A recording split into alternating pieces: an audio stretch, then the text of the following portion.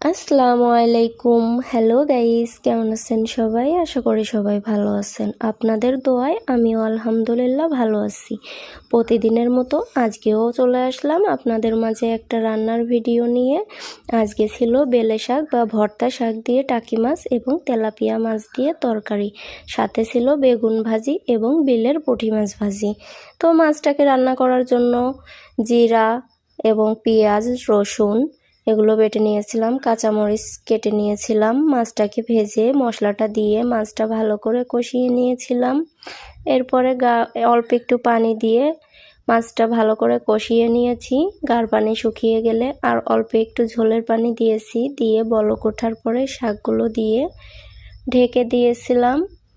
ঢেকে দিয়ে ভালো করে জাল ওঠার পরে আমি ঢাকনাটা উঠিয়ে দেখতেছিলাম যে তরকারিটা আসলে দেখতে কেমন হয়েছে। তো মাশাআল্লাহ, তরকারিটা দেখতে খুবই সুন্দর হয়েছিল। আর তরকারিটা দেখতে যতটা সুন্দর হয়েছিল তার থেকে বেশি খেতে মজা হয়েছিল। আপনারা যারা খাননি তারা তো অবশ্যই খাবেন রান্না করে, আর যারা খেয়েছেন তারা কমেন্টে বলে যাবেন যে আসলে এই শাকটা এইভাবে ঝোল রান্না করে খেলে কেমন লাগে। আমাদের বাসায় সবাই খুবই পছন্দ করে। আপনাদের কাছে কেমন লেগেছে আমার ভিডিওটা অবশ্যই কমেন্টে জানিয়ে যাবেন। আল্লাহ হাফেজ।